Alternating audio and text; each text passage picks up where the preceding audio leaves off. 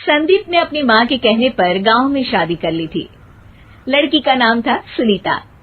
माँ का कहना था एकदम मॉडर्न बहू नहीं होनी चाहिए, लेकिन उन्हें नहीं पता था कि गांव से आने वाली बहू सुंदर सुशील तो होगी और उसको गांव से बाहर भी निकाल लाएंगे, लेकिन उसके अंदर का गांव कैसे बाहर निकलेगा। शादी के कुछ दिन बाद, माँ टिफिन तो देना जरा।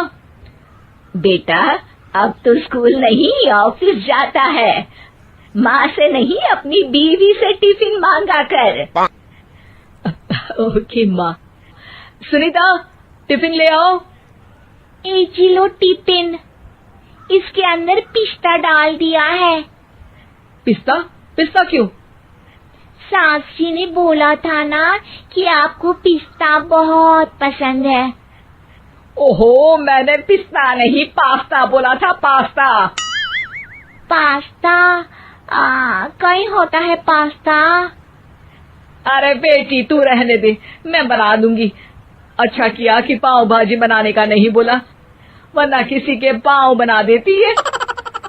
सुनीता को बुरा लगता है, लेकिन उसकी नादान हरकतें कम नहीं होती। ऐसे ही एक दिन, अरे तुमने ये क्या लगाया है? अरे आप वो फूस फूस करके लगाते हैं ना, वही। डियो? का दियो? किसको दियो? अरे वही ना जिससे खुशबू आती है। हाँ सही पकड़े हैं। अच्छा लेकर तो आना। कौन सा डियो लगाया तुमने? अभी लेकर आते हैं जी। संदीप की बात मानकर सुनीता अंदर से खुशबू वाला फुसफुस लेकर आती है। ओएमजी! ओएमजी मतलब ओ माय गणेश ना। अरे ओएमजी छोड़ो, और ये खुशबू वाला फुसफुस की बात कर रही थी तुम? हाँ इसी की, फिर से सही पकड़े हैं। अरे देवी, लेकिन आप सही नहीं पकड़े हैं, ये डियो नहीं है। डियो नहीं है तो क्या लियो है? अरे ये रूम फ्रेशनर है, जिसको कमरे में छिड़कते हैं, खुद पर नहीं। कोई बात नहीं, माँ कहती थी आत्मा किराएदार है, शरीर एक किराए का कर्म। हम शरीर पे ये डाल लिए तो क्या फर्क पड़ जाएगा। अरे बहू, ओ बहू, मेरे लिए फल तो ले आ, फिर मैं बाजार जाऊंगी। सुनीता अपनी सास के लिए फल लेकर आती है। अरे बेटा, पपीता, तरबूज और सेब फल ऐसे कैसे खा लूं? काट कर तो ले आ। माँ जी, मेरे गांव में तो खेत से उठा के सीधा खा लेते हैं। अरे ये तेरा गांव नहीं है ना। अरे संदीप, तू ही कुछ समझा देना इसको बेटा। मैं कैसे समझाऊं माँ, ये तो माइक्रोवेव को भी भट्टी बोलती है। कल मैंने बोला हाय कैसी हो, तो बोलती है किसी को हाय नहीं लगानी चाहिए। अरे सुनीता, तेरा क्या होगा?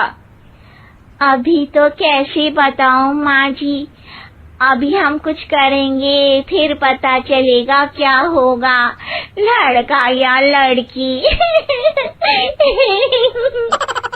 हे भगवान, कहाँ से आ गई है? रामपुर से जी, आप ही तो लेकर आए थे मुझे। अरे मुझे माफ कर दो। पहले कोई गलती तो करिए जी, आपकी तो सारी गलती माफ कर देंगे हम। हाँ अरे बहू, मेरी बात सुन। फल यानी कि फ्रूट जब भी लाए ना तो काट कर लाना, ठीक है? जी ठीक है माँ जी, फल यानी फ्रूट यानी काट के लाऊंगी। सुनीता रोज ही कोई ऐसी हरकत कर देती जिसकी वजह से उसे घर में दो बातें सुननी पड़ती। एक दिन, माँ मेरे बॉस घर पर आने वाले हैं शाम को, उनका बर्थडे है, फैमिली साथ नहीं रहती उनके, तो यही पार्टी कर लेंगे। उनको अच्छा लगा तो शायद मेरा प्रमोशन भी हो जाएगा। मैं ना फ्रूट केक लाकर फ्रिज में रख दूंगी और तेरे साथ आज खाना मैं बनाऊंगी, ताकि जब साहब आए तो खाने में कोई गड़बड़ ना हो। शाम को जब सारी तैयारियां हो जाती है, संदीप के साथ बड़े साहब भी घर आते हैं। फ्रूट केक तो ले आना बहू, फिर खाना खाएंगे। अरे इस सब की क्या जरूरत थी, आपने बुलाया वही काफी है। सर, आपका परिवार शहर में नहीं है तो हम ही आपके परिवार जैसे हैं सर। इतने में ही सुनीता फ्रूट केक लेकर आती है और बड़े साहब की टेबल पर रख देती है, और जैसे ही केक के ऊपर का बॉक्स हटाती है, ओह, ये क्या है? केक तो कटा हुआ है। मैं तो ऐसा नहीं लाई थी। आप मुझे शाबाशी दे सकती है माँ जी, मैंने ही केक काट दिया। आपने कहा था ना, फल यानी फ्रूट यानी हमेशा काट के लाना। तो फ्रूट केक भी तो फ्रूट ही है ना, तो मैंने पहले ही काट लिया। हूँ ना मैं समझदार। अरे बहू, ये क्या किया? केक हमेशा वही काटता है जिसका जन्मदिन होता है। तुझे एक बात भी समझ नहीं आती, एक नंबर की बेवकूफ है। पूरा माहौल बिगड़ चुका था। संदीप को लगने लगा था कि साहब उसे प्रमोशन तो दूर की बात है, कहीं डिमोशन ना दे दे, लेकिन साहब बीच में ही बोल पड़ते हैं। अरे कोई बात नहीं, ये इनकी बेवकूफी नहीं है, इनका भोलापन है। बेटा आप कहाँ से हो? रामपुर गांव से। अरे वाह, गांव से? फिर तो आपके गांव में ताजे फल और सब्जियां मिलते होंगे। हाँ, सही पकड़े हैं। हम तो काटते भी नहीं, सीधा खा लेते हैं। मैं ना एक बार तुम्हारे गांव घूमने जरूर चलूंगा। क्यों संदीप, ले चलोगे ना? मुझे गांव घूमना बहुत पसंद है। बस फिर क्या था, संदीप और सास दोनों खुश हो गए, क्योंकि साहब को सुनीता ने गांव की बात करके खुश कर दिया था। अब संदीप का प्रमोशन पक्का था। शिक्षा, कभी भी किसी भी गलती पर घबराना नहीं चाहिए। हो सकता है कि उस गलती की वजह से आगे बड़ा फायदा हो जाए।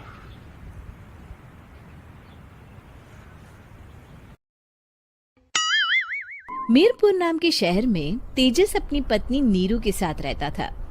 पति पत्नी दोनों ही नौकरी करते थे। एक दिन तेजस गांव अपनी माँ के पास फोन करता है। हेलो, प्रणाम माँ। जीते रहो माँ, तुम दादी बनने वाली हो।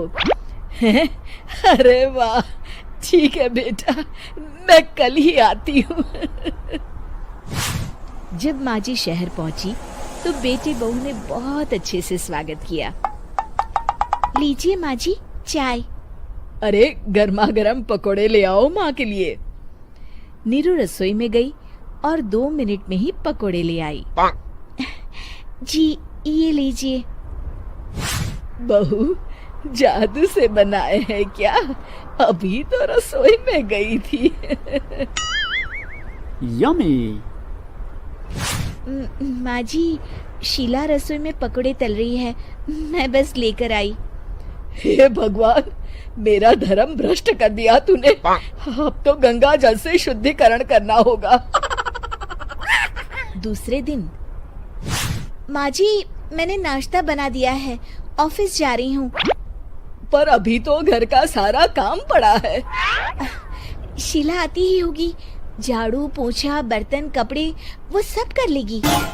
हमारे जमाने में घर का सारा काम हम ही करते थे। जी माँ जी, आप बहुत होशियार हैं, मैं घर ऑफिस दोनों नहीं संभाल पाती। तो जरूरत क्या है घर से बाहर जाकर चाकरी करने की? वैसे भी घर का काम खुद करने से घर में बरकत आती है, समझी? पर माँ जी। पर वर कुछ नहीं, इस महीने की पगार मिले फिर ऑफिस बंद है। हाँ। रात को नीरू तेजस से कहती है, सुनिए जी, माँ जी बोल रही थी कि मैं नौकरी छोड़ दूं। वैसे ठीक ही तो है, अभी तुम्हें आराम की जरूरत है। फिर भी आराम कहाँ, शीला को छुड़ाने के लिए बोल रही थी। तो अब 24 घंटे में इतना काम तो कर ही सकती हो। पर जॉब पसंद है मुझे, घर पर मन नहीं लगेगा। अगले दिन जब दोनों ऑफिस के लिए निकल रहे थे, मेरी तो कोई कीमत ही नहीं है इस घर में। माँ जी, आजकल महंगाई बहुत है, रहन सहन भी बदल गया है। दोनों नौकरी करते हैं तभी ठीक रहता है। अच्छा, तू कहना क्या चाहती है? मेरा बेटा तुझे बिठा के खिला नहीं सकता? तू ही इस घर का खर्च चला रही है, हैं? नहीं माँ जी, मेरा वो मतलब नहीं था। मतलब खूब समझती हूँ। ये बाल धूप में सफेद नहीं किए मैंने। हाँ। अब तो ये रोज का काम हो गया था। तेजस भी रोज की झिकझिक से परेशान हो गया था।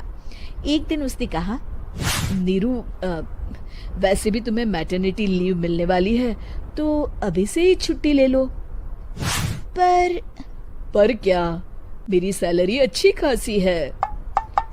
आखिर नीरू ने रिजाइन कर दिया। जब बच्चा हुआ तो घर में सब बहुत खुश हुए। कुछ दिनों बाद तेजस फाइल देख रहा था। क्या हुआ तेजस, कुछ परेशान लग रहे हो? अब हाँ, वो हमारी जितनी सेविंग्स थी वो तो हॉस्पिटल में और छठी के फंक्शन में खत्म हो गई है नीरू। और अभी वैसे मंदी चल रही है तो मैं बोल रही थी कल मुन्ना को हेपेटाइटिस का टीका लगवाना है। नीरू, क्या पोस्टपोन नहीं कर सकते? नहीं जी, बिल्कुल नहीं। अब तेजस को समझ में आ रहा था कि उससे गलती हुई है। पैसों की कमी का असर घर के माहौल पर भी पड़ रहा था। अगले दिन, बेटा मेरा चश्मा और ये दवाइयाँ ले आना, पर्चा देते हुए माँ जी ने कहा। जी। तेजस, मुन्ना के लिए दूध का डिब्बा और डायपर भी ले आना, और ये किराने के सामान की लिस्ट है, इसे भी लाना है। तेजस गुस्से में लिस्ट मरोड़कर फेंकता है और चिल्लाता है, पैसे क्या पेड़ पर उगते हैं? ये ले आना, वो ले आना। अरे, पर ये जरूरत का सामान ही है। वो गुस्से में बिना कुछ कहे ऑफिस चला गया। अरे लंच तो ले जाइए। नीरू दौड़कर डिब्बा पकड़ाती है। एक दिन खाना खाने के बाद, नीरू, अब तो मुन्ना कुछ बड़ा हो गया, तो अब तुम वापस ज्वाइन कर लो ना जॉब। पर इस रिसेशन में जॉब मिलना बहुत मुश्किल है। ट्राई तो करो। फिर मुन्ना? माँ जी है ना, और एक फुल टाइम मेड भी लगा लेंगे। पर माँ जी, उन्हें तो पसंद नहीं। तभी माँ जी वहाँ आ जाती है और प्यार से नीरू के सर पर हाथ फेरते हुए बोलती है, अब मेरी समझ में आ गया बहू, पहले के और अब के समय में अंतर है। तुम काम शुरू करो, मुन्ना की जिम्मेदारी मेरी। मेरी प्यारी माँ जी। ये कहकर नीरू उनके गले लग गई। शिक्षा, परिवर्तन संसार का नियम है, हमें भी समय के साथ चलना चाहिए। उम्मीद है कि आपको हमारी ये कहानी पसंद आई होगी। कृपया हमारे चैनल को सब्सक्राइब करें और सभी अपडेट्स के लिए बेल आइकन जरूर क्लिक करें। और हाँ, वीडियो लाइक और शेयर करना मत भूलिएगा। Bye bye.